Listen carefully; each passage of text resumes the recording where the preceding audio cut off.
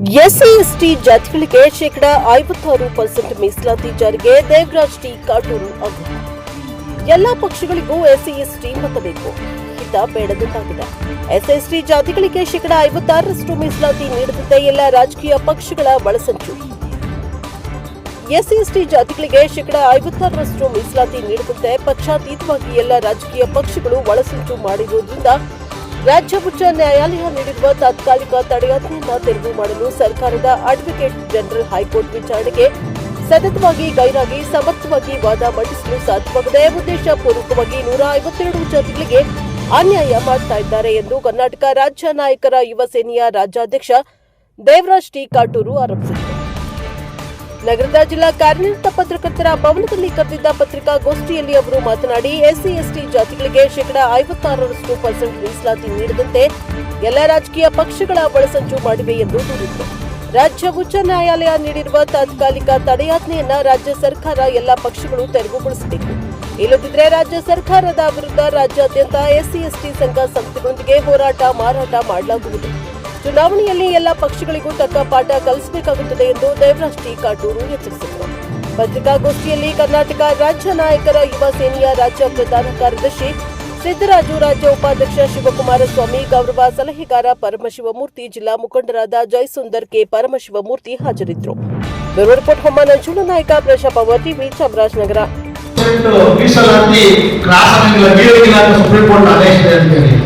ಅವರಿಗೆ ನಾನು ಈ ಸಂದರ್ಭದಲ್ಲಿ ಹೇಳಿ ಬಯಸ್ತೇನೆ, ಇತಿಹಾಸ ಪುಟಗಳನ್ನು ತೆಗೆದು ನೋಡಿ. ತಮಿಳುನಾಡು, ಮಧ್ಯಪ್ರದೇಶ, ಜಾರ್ಖಂಡ್, ಛತ್ತೀಸ್ಗಢ ಈ 4 ರಾಜ್ಯಗಳಲ್ಲಿ 50% ಏನು ಮೀಸಲಾತಿ ಕ್ರಾಸ್ ಆಗಿ ತಮಿಳುನಾಡಿನಲ್ಲಿ 69%, ಜಾರ್ಖಂಡ್ನಲ್ಲಿ 73%, ಮಧ್ಯಪ್ರದೇಶದಲ್ಲಿ 73%, ಛತ್ತೀಸ್ಗಢದಲ್ಲಿ 76% ಮೀಸಲಾತಿಯನ್ನ ಇವತ್ತಿಗೂ ಕೂಡ ಜಾರಿಗೊಳಿಸ್ತಾ ಇದ್ದಾರೆ. ಅಂದ್ರೆ ಇವ್ರಿಗೆ ಸಂವಿಧಾನ ಇಲ್ವಾ?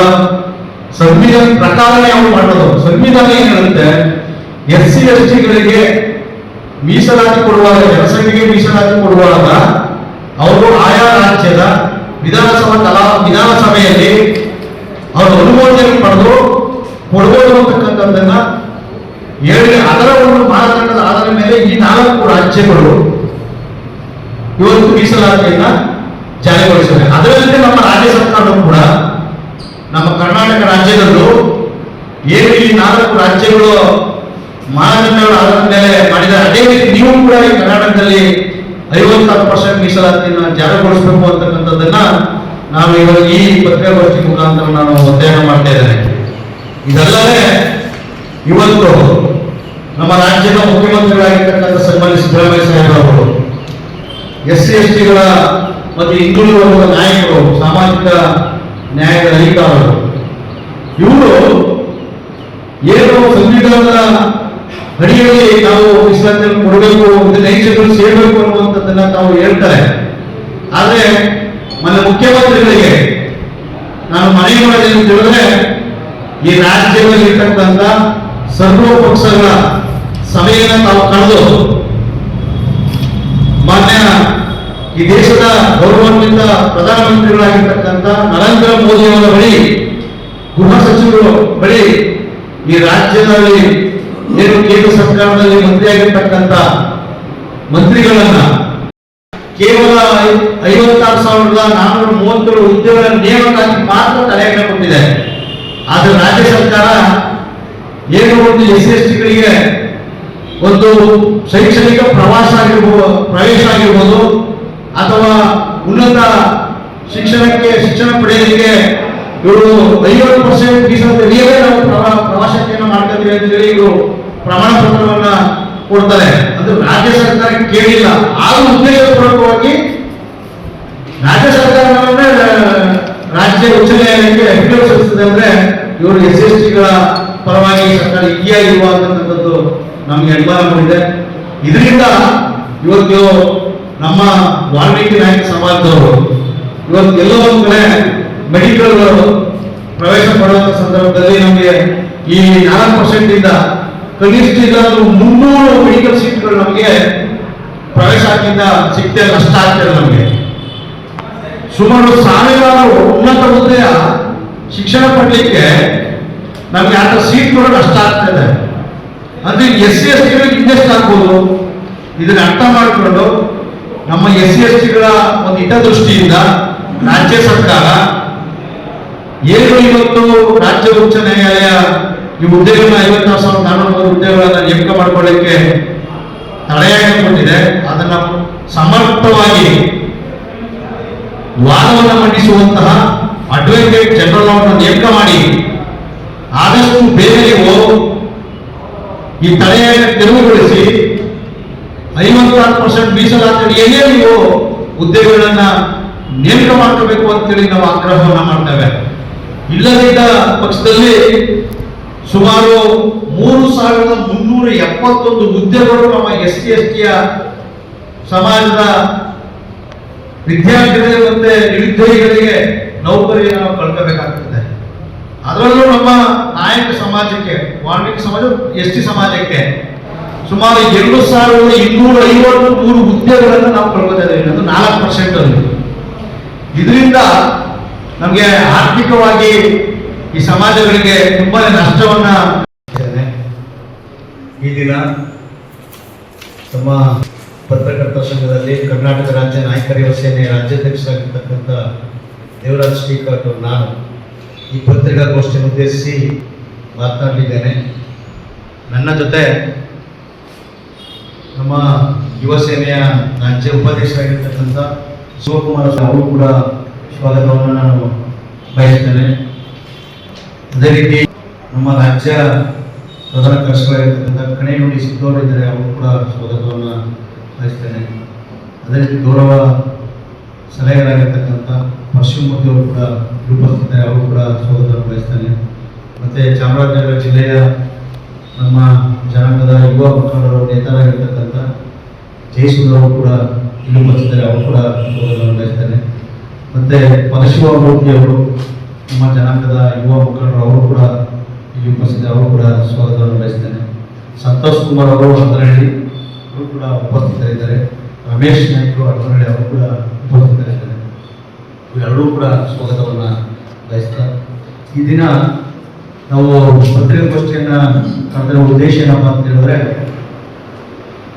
ನಮ್ಮೆಲ್ಲರೂ ಕೂಡ ಗೊತ್ತಿರೋ ಹಾಗೆ ನಮ್ಮ ವಾಲ್ಮೀಕಿ ನಾಯಕ ಸಮಾಜ ಮೂಲ ನಾವು ಬೇಡರು, ಅಂದರೆ ಈ ದೇಶದ ಮೂಲ ನಿವಾಸಿಗಳು.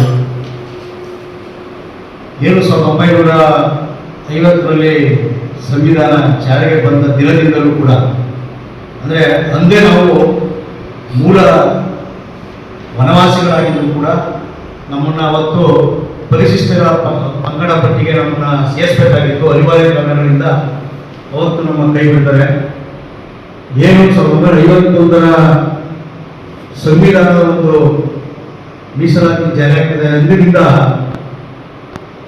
ಸುಮಾರು 1991 ಅಲ್ಲಿವರೆಗೂ ನಾವು ನಮ್ಮ ವಾಲ್ಮೀಕಿ ನಾಯಕ ಸಮಾಜವನ್ನು ಪರಿಶಿಷ್ಟ ಪಂಗಡಕ್ಕೆ ಸೇರಿಸಬೇಕು ಅಂತೇಳಿ ಸಾಕಷ್ಟು ಹೋರಾಟಗಳನ್ನು ಮಾಡ್ಕೊಂಡು ಬರ್ತೀವಿ.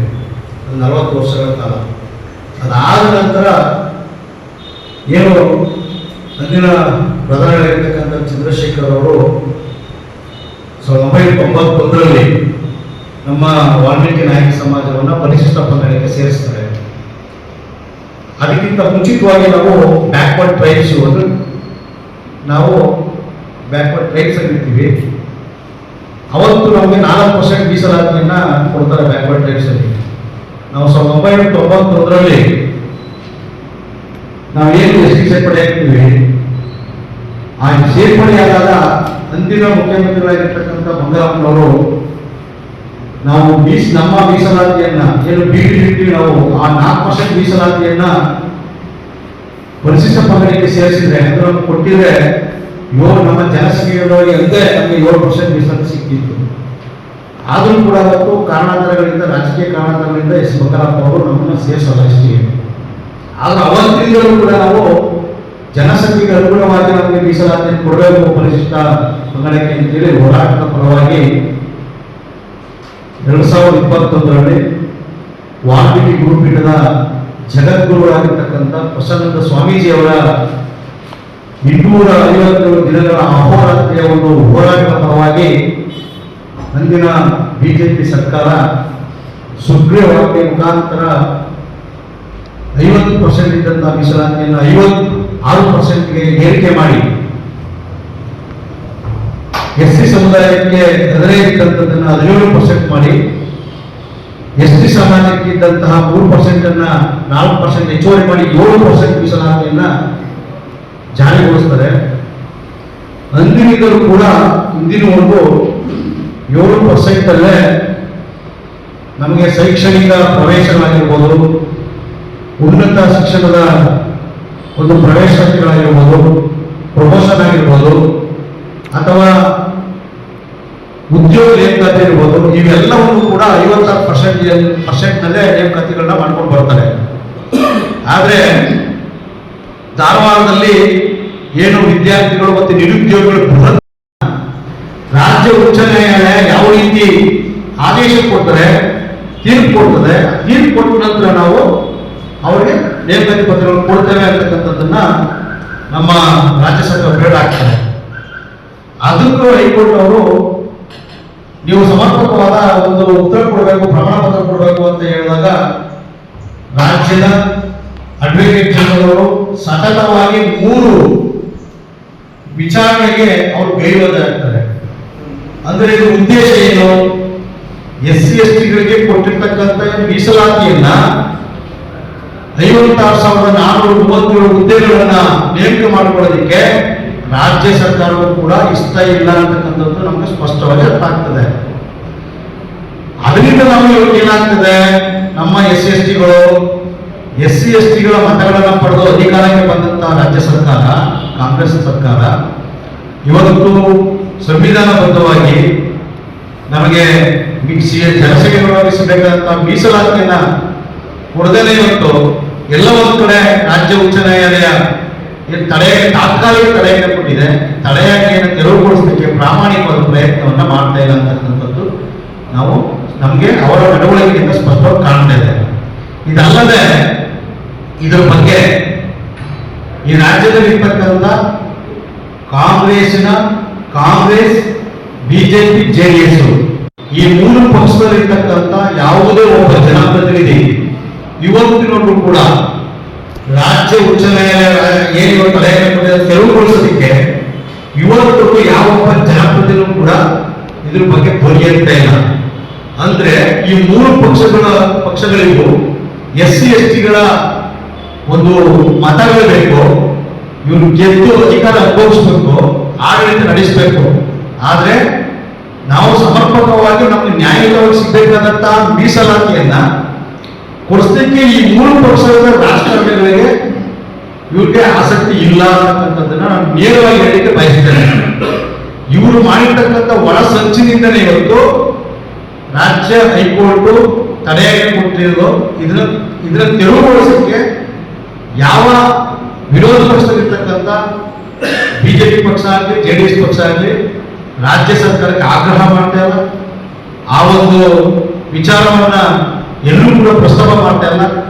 ಇದರಿಂದ ಎಲ್ಲರೂ ಕೂಡ ಪಕ್ಷಾತೀತವಾಗಿ SC ST ಸಮುದಾಯಗಳಿಗೆ ಸಿಗಬೇಕಾದಂತಹ ಈ ಮೀಸಲಾತಿಯನ್ನ ಕೊಡಿಸ್ಲಿಕ್ಕೆ ಇವರು ಯಾರು ಪ್ರಯತ್ನ ಪಡ್ತಾ ಇಲ್ಲ ಅಂತಕ್ಕಂಥದ್ದನ್ನ ನಾನು ಈ ಸಂದರ್ಭದಲ್ಲಿ ಮಾಧ್ಯಮದ ಮುಖಾಂತರ ಆ ಪಕ್ಷದ ನಾಯಕರುಗಳಿಗೆ ಹೇಳಲಿಕ್ಕೆ ಬಯಸ್ತೇನೆ. ಇಷ್ಟೇ ಅಲ್ಲ, ಇವತ್ತು ಬಿಜೆಪಿ ಪಕ್ಷ ಚಿತ್ರದುರ್ಗದಲ್ಲಿ ಇದಿರುವ ವಿರುದ್ಧ ಹೋರಾಟ ಮಾಡಬೇಕು ಅಂತ ಹೇಳಿ ಪೂರ್ವಭಾವಿ ಸಭೆ ಕರೀತದೆ. ಪೂರ್ವಭಾವಿ ಸಭೆಯಲ್ಲಿ ಬಿಜೆಪಿಯ SC ಮತ್ತು STಯ ಎಲ್ಲ ಶಾಸಕರುಗಳು, ಮಾಜಿ ಶಾಸಕರುಗಳು, ಸಂಸದರು ಎಲ್ಲರೂ ಸೇರ್ತಾರೆ. ಅವರೆಲ್ಲರೂ ಕೂಡ ಚಿತ್ರದುರ್ಗದಿಂದ ವಿಧಾನಸೌಧದವರೆಗೆ ಲಕ್ಷಾಂತರ ಜನರ ಜೊತೆಗೂಡಿ ಪಾದಯಾತ್ರೆಯನ್ನು ಮಾಡಿ ನಾವು ಇದ್ರ ವಿರುದ್ಧ ಹೋರಾಟ ಮಾಡ್ತೇವೆ ಅಂತ ಘಂಟಾಘೋಷವಾಗಿ ಅವರು ಹೇಳ್ತಾರೆ.